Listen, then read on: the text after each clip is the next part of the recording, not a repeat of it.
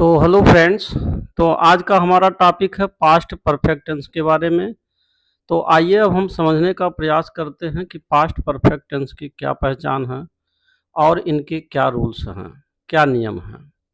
तो दोस्तों, सबसे महत्वपूर्ण बात यह है कि अगर हमें पास्ट परफेक्ट टेंस का पहचान करना है तो इसका सामान्य सा सूत्र है आइए प्लस था थे थी। अर्थात किसी भी वाक्य के अंत में अगर था थे थी आया हो तथा उससे पहले आ, ई, ए आए हों तो ऐसे वाक्यों को हम कहेंगे पास्ट परफेक्ट टेंस। अब आइए हम इनके कुछ उदाहरणों को समझने का प्रयास करते हैं। तो जैसे उदाहरण नंबर 1 है कि जैसे अगर यह कहना हो कि वह पढ़ चुका था। उदाहरण नंबर 2 अगर इस प्रकार से कहना हो कि वह पढ़ चुकी थी। उदाहरण नंबर 3 आता है अगर यह कहना हो कि वे पढ़ चुके थे।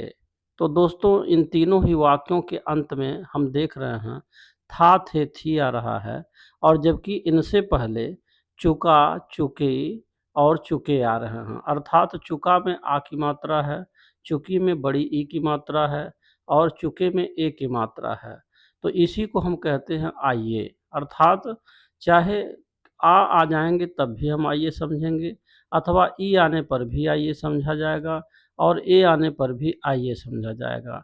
तो इस आधार पर हम यह कह सकते हैं कि अगर किसी भी वाक्य के अंत में था थे थी आ रहे हैं और उससे पहले आ, ई, ए आ रहे हैं तो यह आपका आइए प्लस था थे थी कहलाएगा, जिसे हम पास्ट परफेक्ट टेंस के नाम से जानते हैं, जैसा कि इसके बारे में आप पिछले वीडियोज में विस्तार से पढ़ चुके हैं।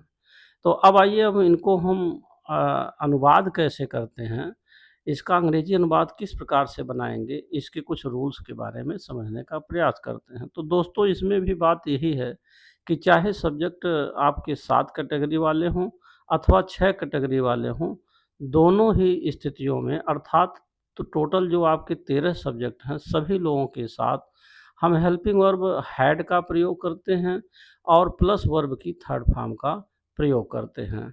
तो अब आइए हम इनको कुछ उदाहरणों के द्वारा समझने का प्रयास करते हैं।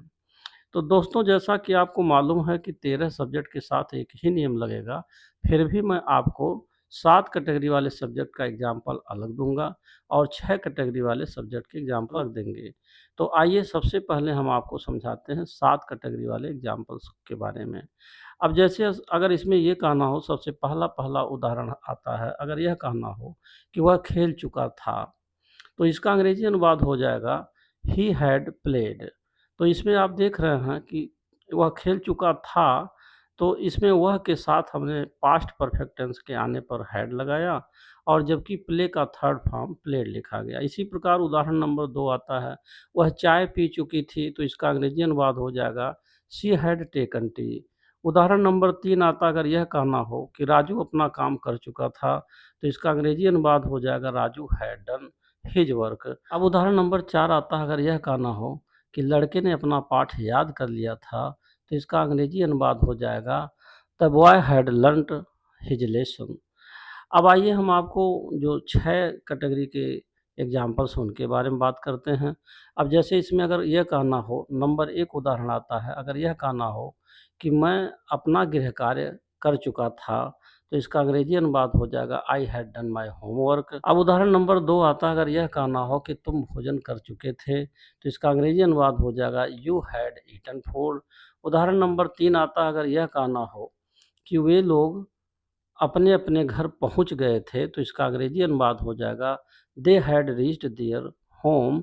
और उदाहरण नंबर 4 और अंतिम उदाहरण इस प्रकार है, अगर यह कहना हो कि बच्चों ने अपना अपना गृह कार्य कर लिया था, तो इसका अंग्रेजी अनुवाद हो जाएगा the boys had done their homework. तो दोस्तों, ये था आपका अफर्मेटिव सेंटेंस के बारे में। अब हम आपको यहाँ पर एक बात और समझाएंगे कि अगर इसका नेगेटिव सेंटेंस बनाना हो तो हम इसे कैसे बनाएंगे। तो दोस्तों, नेगेटिव सेंटेंस बनाते समय हमें यह मुख्य रूप से ध्यान देना है कि had plus not plus verb की थर्ड फॉर्म का प्रयोग करेंगे। अर्थात मुख्य क्रिया की थर्ड फॉर्म से पहले तथा सहायक क्रिया जो आपका हैड का प्रयोग हो रहा है उनके पश्चात हमें केवल नॉट लगा देना है। अब आइए इनके भी कुछ उदाहरणों को समझने का प्रयास करते हैं। तो सबसे पहले मैं आपको जो 7 कैटेगरी वाले सब्जेक्ट हैं उनके बारे में बताने का प्रयास करते हैं।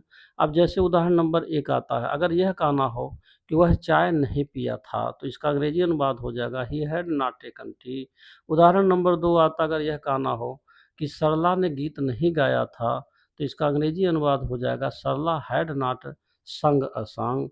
उदाहरण नंबर 3 आता, अगर यह कहना हो कि सीता ने बीड़ा नहीं बजाया था, तो इसका अंग्रेजी अनुवाद हो जाएगा सीता हैड नॉट प्लेड बीना।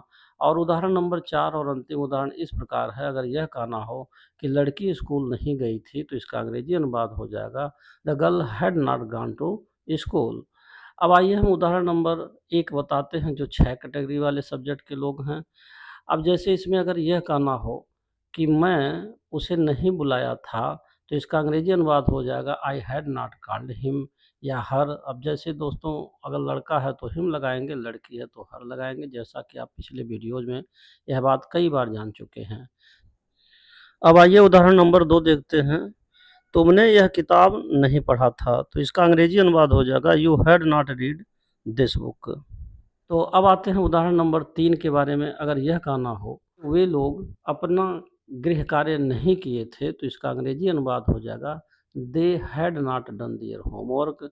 और उदाहरण नंबर 4 और अंतिम उदाहरण इस प्रकार है, अगर यह कहना हो कि हम लोगों ने यह फिल्म नहीं देखा था, तो इसका अंग्रेजी अनुवाद हो जाएगा we had not seen this film. तो दोस्तों, ये था पास्ट परफेक्ट टेंस का नेगेटिव सेंटेंस। दोस्तों, पास्ट परफेक्ट टेंस में प्रायः डबल सेंटेंसेस का भी प्रयोग होता है। अब उसके बारे में भी मैं आपको विस्तार से समझाने का प्रयास करूंगा, जो आपका नेक्स्ट वीडियो में आएगा। तो दोस्तों, अब ये छोटा सा वीडियो यहीं पर समाप्त होता है। और अगर आपको यह वीडियो अच्छा लगा हो तो please like, share and subscribe my channel, and thanks for watching this video.